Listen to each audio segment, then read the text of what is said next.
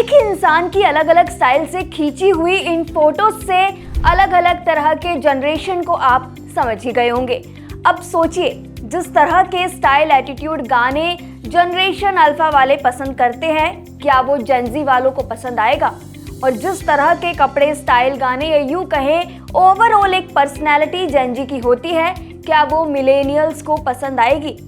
और उनसे भी ऊपर अगर देखें तो जनरेशन एक्स वालों को स्टाइल स्टेटमेंट से लेकर उनका खान पान, रहना, बिहेवियर, यहाँ तक कि गाने की चॉइसेस नीचे की सभी जनरेशन से एकदम अलग है। और इस बात से हर कोई 100% एग्री करेगा। आप इन फोटोज में भी क्लियरली डिफरेंस स्पॉट कर सकते हैं कि अलग अलग जनरेशन के बीच में क्या क्या डिफरेंस है। अब सोचिए, जब 4 पीढ़ियों के गैप से उसके बिहेवियर, स्टाइल, चॉइसेस में जमीन आसमान जितना डिफरेंस है, तो क्या आपने कभी सोचा है कि 2025 से आने वाली जनरेशन कैसी होगी? सबसे पहले तो जिन्हें नहीं पता उनके लिए बता दें कि 1 जनवरी 2025 से पैदा होने वाले सभी बच्चे जनरेशन बीटा के नाम से जाने जाएंगे। अब तक लोग मिलेनियल्स, जेनजी और जेन अल्फा के बीच डिफरेंस करना सीख ही रहे थे कि एक और जनरेशन आ गई है। ये नई जनरेशन है, जनरेशन बीटा। इस नए टर्म के बारे में आपने हालिया दिनों में सोशल मीडिया पर सुना ही होगा।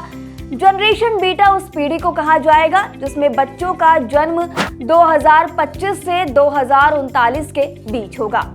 हमारी 1965 की जनरेशन को अगर 2013 से कंपेयर करें तो आप इजीली डिफरेंशिएट स्पॉट कर पाएंगे। जैसे कि अगर हम बात करें जनरेशन एक्स की, यानी कि जो लोग 1965 और 1980 के बीच में पैदा हुए हैं, वो काफ़ी समझदार हैं, सरल हैं, शांत स्वभाव के हैं, जिम्मेदारियां बखूबी समझने वाले हैं। इनमें से आधों को आपने ये कहते हुए ज़रूर सुना होगा कि हमारी तो 13 साल में ही शादी हो गई थी, हमने तो छोटी सी उम्र में घर संभाल लिया था। मोहम्मद रफ़ी, लता मंगेशकर, आशा भोसले के गाने सुनना ये ज़्यादा पसंद करते हैं।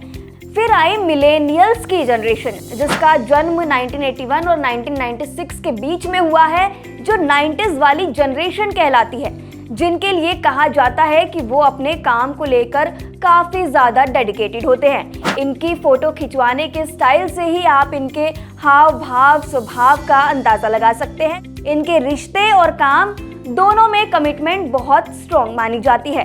इनको उदित नारायण, अलका याग्निक, सोनू निगम, हिमेश रेशमिया, श्रेया घोषाल के गाने काफ़ी ज़्यादा पसंद आते हैं। इस जनरेशन को आपने अक्सर ये कहते हुए सुना होगा कि हमारे ज़माने में तो हम अपने माता पिता की बातों को आंख मूंद कर मानते थे। हमारे ज़माने में हम पैदल 5 किलोमीटर तक स्कूल जाते थे। हमारे टाइम में एसी, गाड़ी, स्मार्टफोन वाली फैसिलिटीज़ ही नहीं होती थी। इन सब बातों से आप इजीली स्पॉट कर लेंगे कि ये कौन सी जनरेशन है। फिर आती है जनरेशन जेड, जिसे जेनजी भी कहा जाता है। जो लोग 1997 से 2012 के बीच में पैदा हुए हैं, उन्हें जेनजी कहते हैं। जनरेशन जेड के बारे में कुछ खास बातें ये कही जाती हैं कि वे सेल्फ केयरिंग है, मेंटल स्टेबिलिटी को ज़्यादा इम्पोर्टेंस देते हैं, खुले विचारों वाले होते हैं। वे काम करने, खरीदारी करने, डेटिंग करने और यहाँ तक कि ऑनलाइन दोस्त बनाने के लिए जाने जाते हैं। ये लोग शॉर्ट फॉर्म्स का यूज़ करके बातचीत करते हैं, जैसे कि अगर आई डोंट नो की जगह IDK का इस्तेमाल किया है, राइट नाउ की जगह RN का इस्तेमाल कर रहे हैं, लाफिंग आउट लाउड की जगह लॉल का इस्तेमाल कर रहे हैं, तो समझ जाना ये बच्चे जेनजी के हैं। उसके बाद आती है जनरेशन अल्फा। 2010 से 2024 के बीच पैदा हुए लोगों को जनरेशन अल्फा कहते हैं। ये पीढ़ी 21वीं सदी में पैदा होने वाली पहली पीढ़ी है। जनरेशन अल्फा को डिजिटल नेटिव भी कहा जाता है। ये लोग पूरी तरह से जुड़े हुए हैं और नई टेक्नोलॉजी पर इनका ध्यान इतना होता है कि ये उनकी लाइफस्टाइल बन जाती है। ये लोग स्क्रीन और इंटरनेट तक जल्दी पहुंच जाते हैं। ये लोग वीडियो देखना काफ़ी ज़्यादा पसंद करते हैं और वीडियो गेमिंग में उनका काफ़ी ज़्यादा इंटरेस्ट भी होता है। ये लोग एजुकेशन और करियर को पारंपरिक तरीके से नहीं देखते। ये लोग, जैसे कि ऑफिशियल आवर्स होते हैं, 9 to 5 की ड्यूटी करना भी पसंद नहीं करते।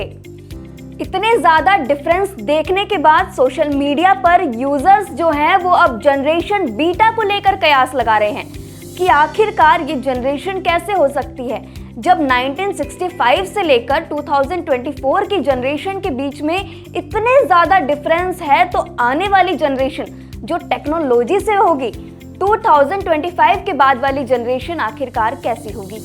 तो साल 2025 में जिन बच्चों का जन्म होगा उन्हें हम बीटा किड्स कहेंगे। ये बच्चे ऐसे समय में बड़े हो रहे हैं जब तकनीक हर जगह एक बड़ा रोल प्ले कर रही है।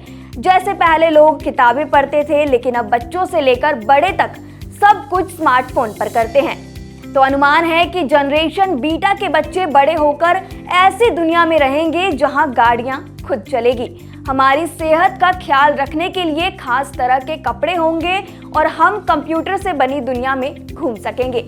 यानी ये बच्चे एक ऐसी दुनिया में रहेंगे जहां टेक्नोलॉजी हमारी जिंदगी का बहुत बड़ा हिस्सा होगी। इसके साथ ही अपने ब्लॉग पोस्ट में मैक क्रिंडल बताते हैं कि जनरेशन अल्फा स्मार्टफोन, कंप्यूटर और रोबोट जैसे स्मार्ट डिवाइस के साथ बड़ी हो रही है, लेकिन जो बच्चे साल 2025 में पैदा होंगे उनके लिए एआई यानी कि आर्टिफिशियल इंटेलिजेंस और मशीनें हर जगह होंगी। जैसे आज हम मोबाइल फोन के बिना नहीं रह सकते, वैसे ही भविष्य में एआई और मशीनें हमारी लाइफ का एक इम्पॉर्टेंट हिस्सा होगी। ये नई टेक्नोलॉजी हमारे पढ़ने, काम करने, खेलने और यहाँ तक कि बीमार होने पर भी हमारी मदद करेगी। जनरेशन बीटा यानी कि 2025 में जन्मे बच्चे एक ऐसी दुनिया में पलेंगे जहां हर चीज एक क्लिक दूर होगी। उनके पास हर तरह की टेक्नोलॉजी होगी, जैसे कि स्मार्टफोन, कंप्यूटर, रोबोट, लेकिन साथ ही उन्हें कई बड़ी समस्याओं का भी सामना करना पड़ेगा, जैसे कि धरती का तापमान बढ़ना, शहरों का बहुत बड़ा होना और दुनिया भर में लोगों की जनसंख्या बढ़ना। इन समस्याओं से निपटने के लिए जनरेशन बीटा को बहुत ही होशियार और मिलनसार होना होगा। उन्हें इन बदलावों के साथ खुद को ढालना सीखना होगा और दूसरों की मदद करना भी सीखना होगा। यानी कि जनरेशन बीटा के पास बहुत सारी फैसिलिटीज होंगी, लेकिन उन्हें कई चुनौतियों का भी सामना करना होगा। उन्हें इन चुनौतियों से निपटने के लिए तैयार रहना होगा। हालांकि आप हमें कमेंट सेक्शन में ज़रूर बताएं कि आप कौन सी जनरेशन से हैं और आपको उस पर्टिकुलर जनरेशन की सबसे खास बात क्या लगती है। शुक्रिया।